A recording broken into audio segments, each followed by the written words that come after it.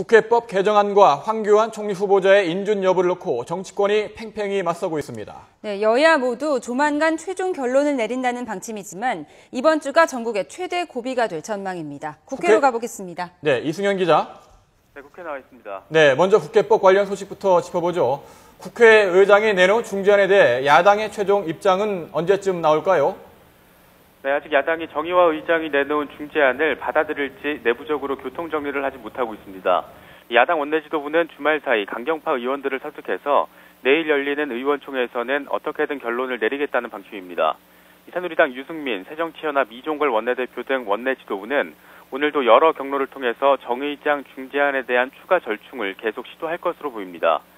중재안은 시행령 수정의 강제성을 완화해서 이 위헌 시비를 줄이는 것이 핵심인데 요구를 요청으로 또 처리해 보고한다는 문구 앞에 검토한다는 표현을 붙이도록 했습니다.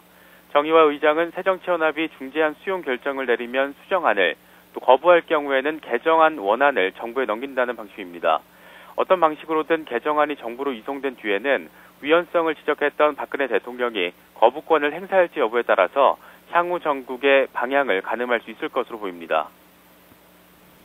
네, 국회법 논란과 더불어서 황교안 후보자 국회 인준 처리가 어떻게 될지도 큰 관심사죠.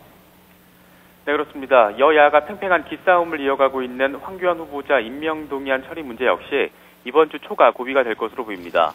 현재 여당은 월요일이나 늦어도 화요일에는 본회의 처리가 이루어져야 한다는 입장인 반면 야당은 대정부 질문을 위한 본회의 첫날인 18일 이전까지는 별도의 본회의 소집에 응할 수 없다는 내부 방침을 세웠습니다. 야당이 반대할 경우 여당은 단독으로 본회의를 소집하는 방안을 선택할 수도 있는데 이럴 경우에는 정의화 의장이 본회의의 안건을 상정해야 합니다. 하지만 정 의장은 아직까지 명확한 입장을 밝히지는 않고 있다는 점이 변수입니다. 다만 정 의장이 이완구 전 총리 인준 당시에 여당 단독 처리가 바람직하지 않다며 한 차례 본회의를 연기해 여야 모두의 참여를 이끌었던 만큼 이번에도 비슷한 방식으로 진행될 가능성이 높다는 분석입니다. 이에 따라서 정 의장은 오늘 여야 원내지도부의 협상을 지켜본 뒤에 내일쯤 여야 원내대표를 불러서 중재에 나설 것으로 전해지고 있습니다.